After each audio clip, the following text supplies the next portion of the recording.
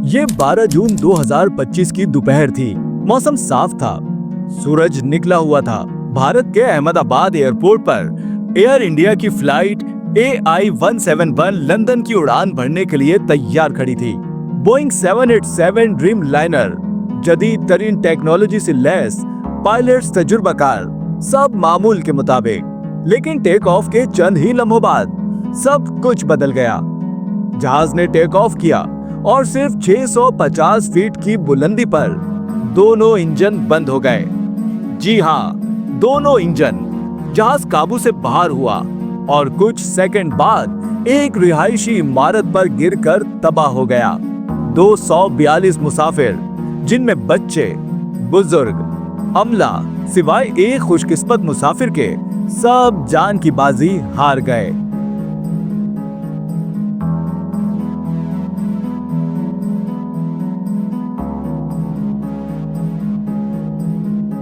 Crash के फौरन बाद कई थ्योरीज सामने आई, जिनमें जहाज के क्रैश होने की मुख्तलिफ वजूहात पर बात की गई।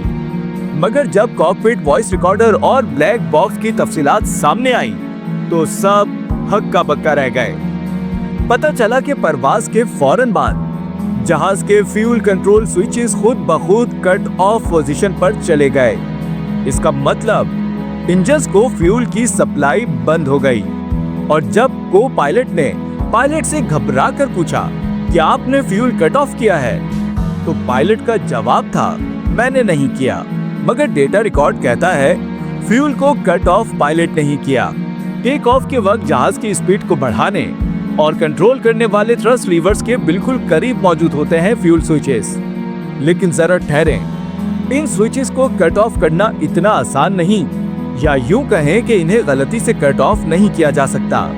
ड्रीम लाइनर 787 बनाने वाली कंपनी बोइंग ने ऐसी ही किसी गलती से बचने के लिए कई ऐसे फेल सेफ मैकेनिज्म बनाए हैं, जिसकी वजह से गलती से फ्यूल स्विच को कट ऑफ करना मुमकिन नहीं।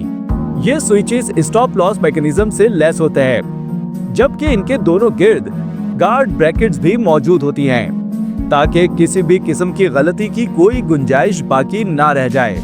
और ये स्विचेस भी तभी फ्यूल कट ऑफ करते हैं जब पायलट इन्हें करना चाहे, और इन्हें कट ऑफ भी अमूमन लैंडिंग के बाद गेट पर जहाज की पार्किंग के बाद किया जाता है, या फिर बहुत ही हंगामी सूरत हाल में। अब अहम बात यह है कि ये स्विच किसी आम बटन की तरह नहीं होता। इसको कट ऑफ करने के लिए मखसूस हिफाजती लॉक्स होते हैं, ताकि हादसाती तौर पर बंद ना हो।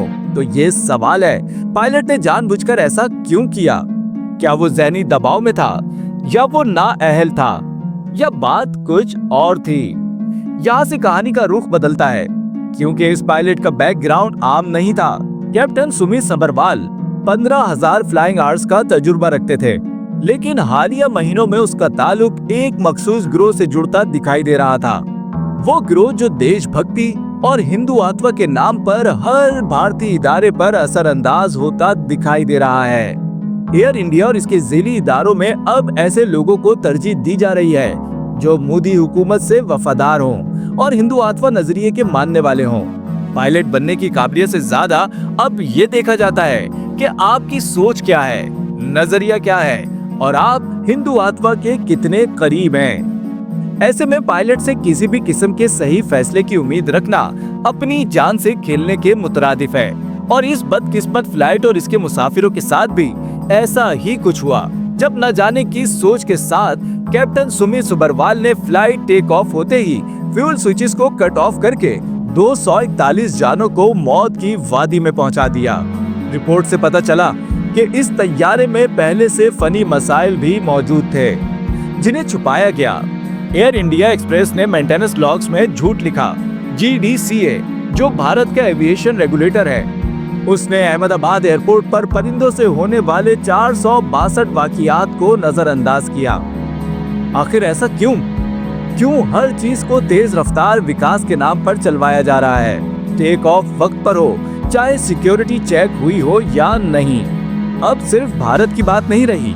भारतीय पायलट्स दुनिया की कई एयरलाइंस में काम करते हैं। जब कोई पायलट मजहबी जनून या सियासी अकीदत में मुब्तला हो, तो क्या वो पुरसुकून और मुतवाज़न फैसले कर सकता है? जब सोशल मीडिया पर पायलट्स की पोस्ट में मुसलमानों को जहाज से निकालो या जय श्री राम जैसे नारे दिखाई दे तो मुसाफिरों को सोचना पड़ेगा कि वो किन हाथों में अपनी जान दे रहे हैं। क्या आप ऐसे पायलट के साथ सफर करेंगे जो तरबियत से ज्यादा नजरिए का वफादार हो?